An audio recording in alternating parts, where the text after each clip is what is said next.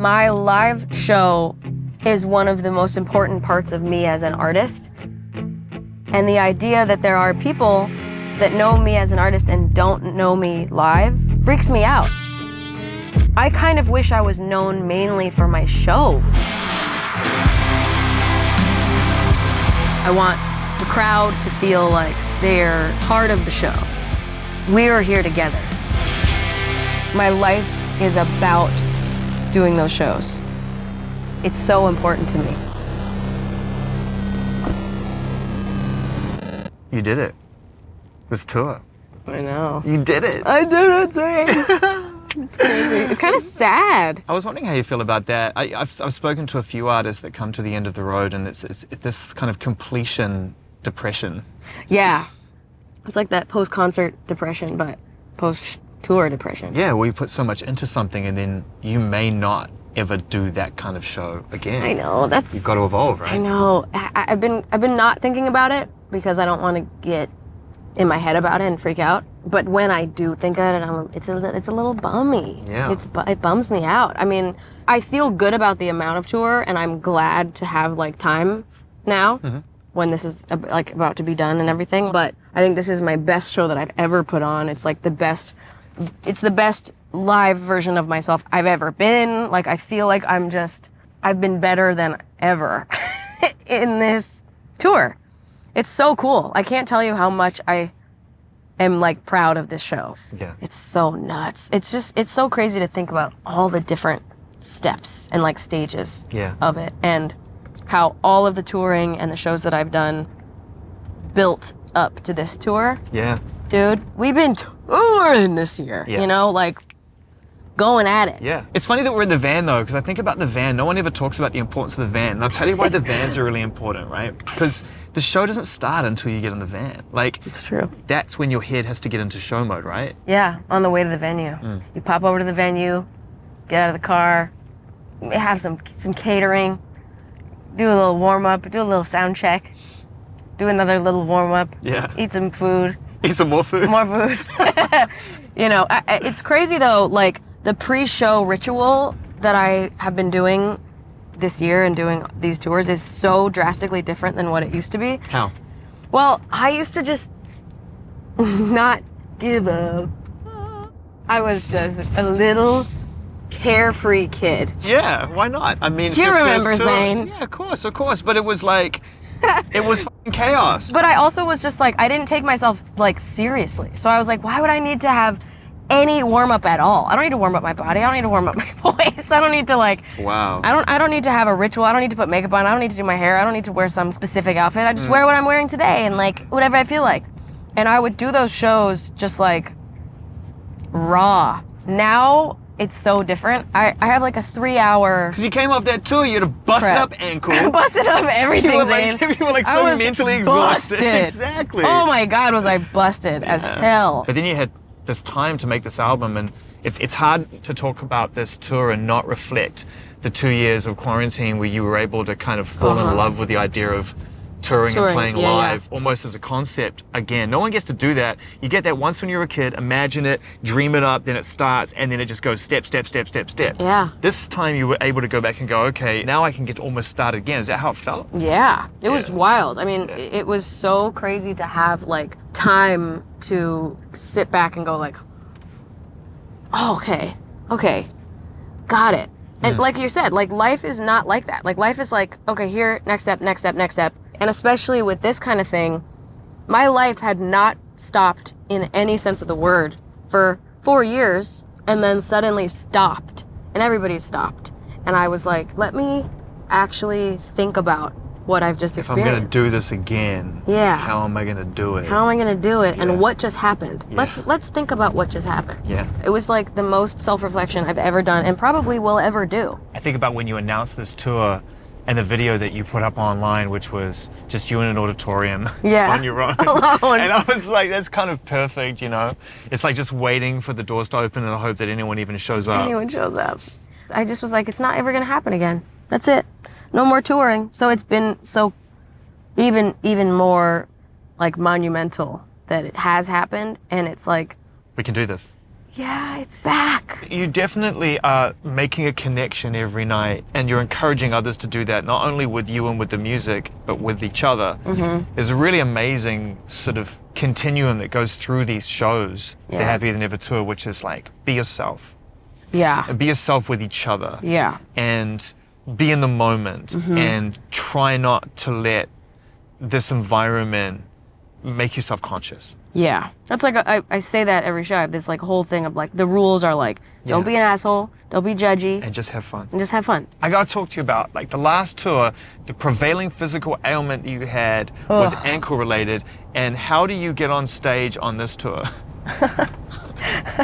So You get shot out of a hydraulic cannon, I do. 6 feet in the air, and land on your feet every night. I do. Zane, I have been working on my bones and my body for the last, since then, really. And more seriously, for the last like 4 months, I've been like completely changing the way that my life is involving fitness. Like, I'm a gym rat now. Like, when did that happen? I don't know, but it did. It started with, I can't get injured anymore. Can't do it. Not gonna let myself live like that, because I lived like that for years. It's important for you because it's such a physical show. Yeah. But mentally. Oh my God. Tell me about it. Dude, I mean, it's changed my life. I started working out really heavy in May-ish. But then especially coming back from Europe, I started like working out at a gym for the first time, and every day. And I know that's like a pretty, like, a lot of people do that, but like that was not a thing I did. And it's become such an incredibly huge part of my life. Yeah. And it makes me feel so much better as a person. And the way that I can move on stage now, I feel like so much better. I mean, there are moments when you and Phineas come together and it's just the two of you, and you let us into the side of your performance. Yeah. And it's very much a side of how you write your songs. It's always special. Yeah. But I feel like you really, really zeroed in on that. It happens exactly at the middle of the show. Yep. So around the 50-minute mark, and it's like, all right, I love you. That's a copyright. Everyone's going to want to hear that song forever.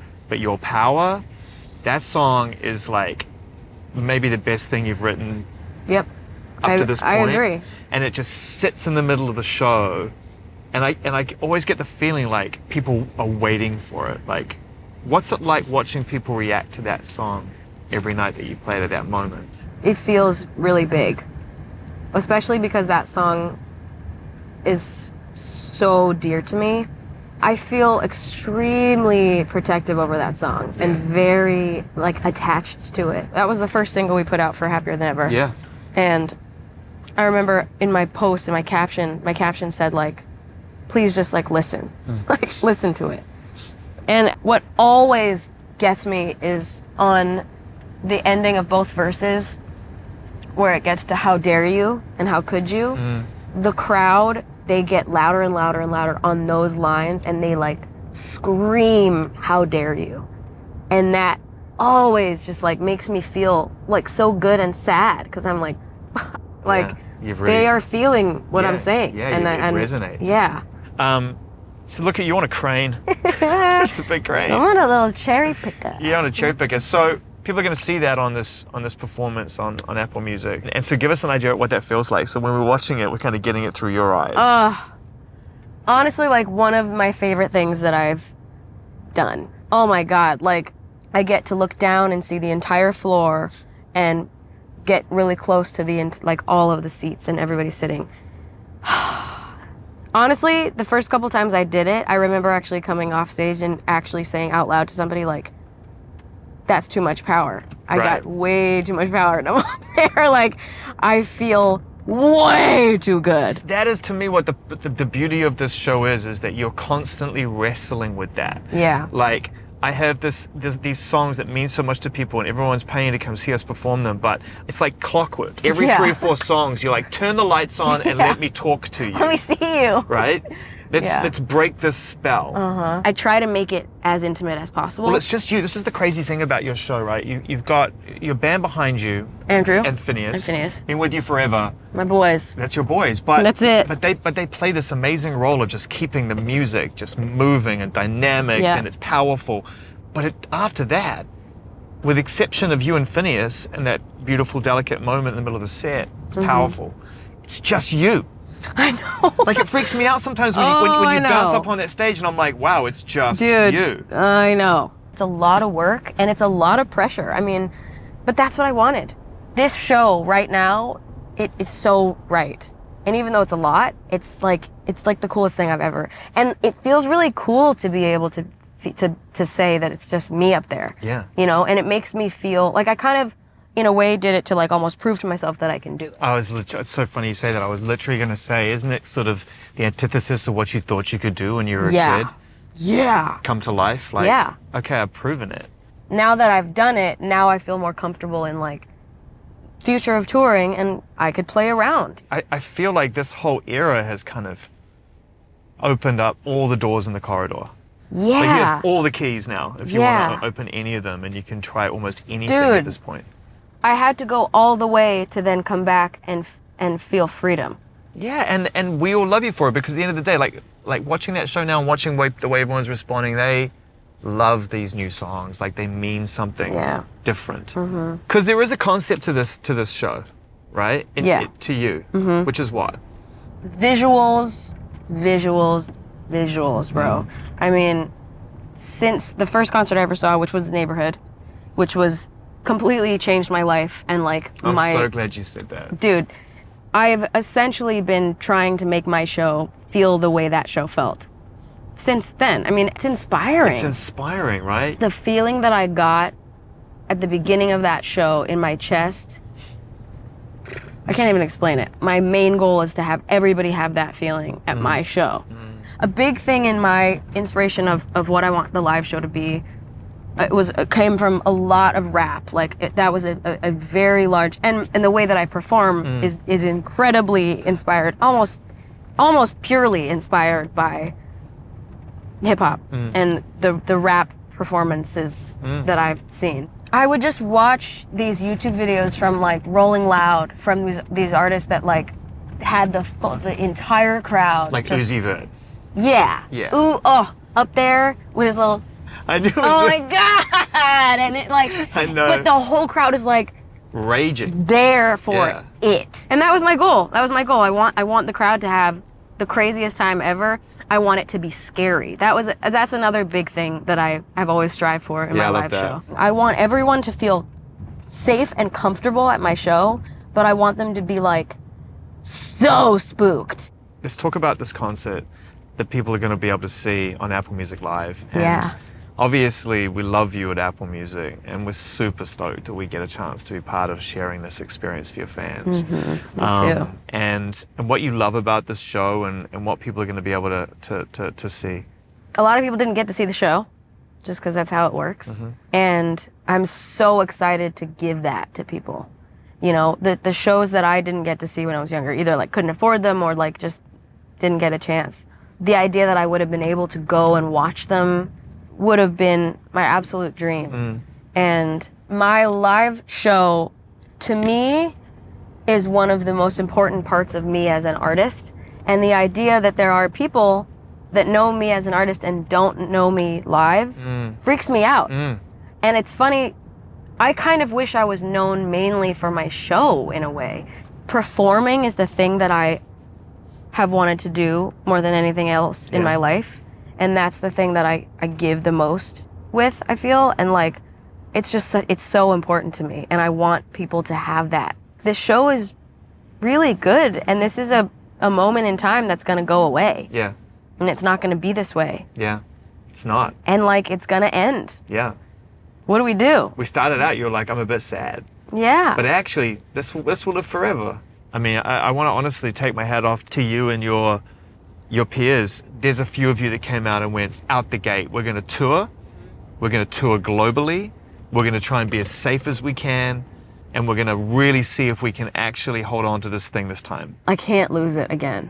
I really can't handle it. I don't know what I would do if I lost this, honestly. And to get deep with you, like, I truly don't. The despair that I had when I couldn't do this show, I never, ever want to feel that way again. My life is about doing those shows.